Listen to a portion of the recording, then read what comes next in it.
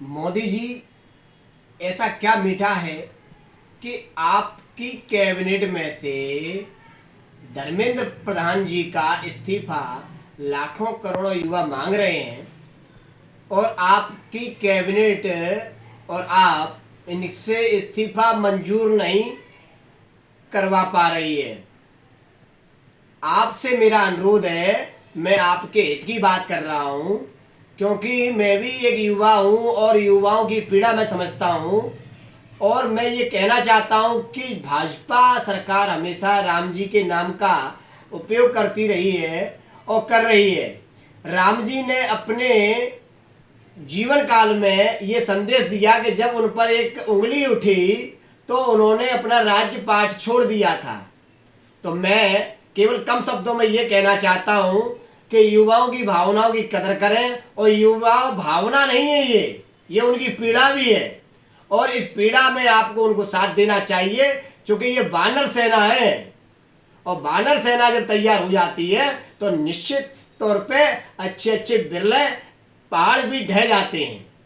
तो मेरा आपसे अनुरोध है कि मैं आपके हित में, मैं आपका शुभचिंतक कुशल शर्मा, जिला मुरैना, मध्य प्रदेश से हूं और आप तक ये मेरी वीडियो पहुंचे तो आप समीक्षा करिएगा, क्योंकि अगर धर्मेंद्र प्रधान जी का इस्तीफा मंजूर नहीं हुआ तो निश्चित तौर पे ये युवा आने वाले समय में बाहर का रास्ता सरकार को दिखाने के लिए तैयार है। और मैं समझता हूं कि इस गलती को आप और आपकी सरकार नहीं करेंगे, क्योंकि एक व्यक्ति के कहावत है हमारे यहाँ कि एक मछली तालाब को गंदा कर देती है। अगर आपके धर्मेंद्र प्रधान जी शिक्षा विभाग को नहीं संभाल पा रहे हैं तो उनको नैतिकता के आधार पर इस्तीफा दे देना चाहिए। और अगर मैं होता मंत्री शिक्षा का तो निश्चित तौर पर मैं स्वतः ही संज्ञान में लेकर एक आवाज को सुनता और समझने के बाद इस्तीफा दे देता। और मैं मंत्री नहीं और संतरी भी होता तो गारंटी दे रहा हूं, गेट का चौकीदार बनने का भी मुझे कोई अधिकार नहीं होता। तो हमेशा अपने मूल्यांकन स्वयं करें प्रधान जी।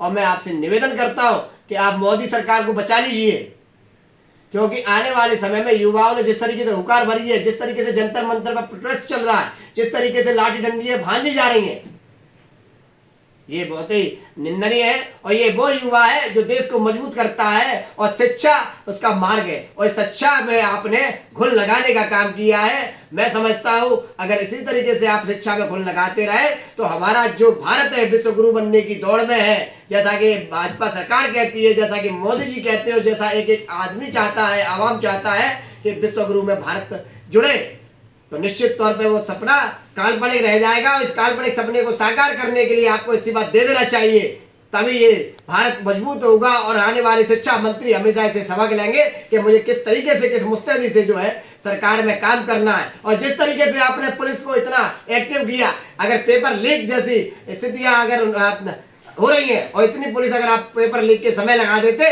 तो मैं वचन देता हूँ, गारंटी देता हूँ, ये पेपर लीक जैसी मामले आपको सुनने और देखने को नहीं मिलते।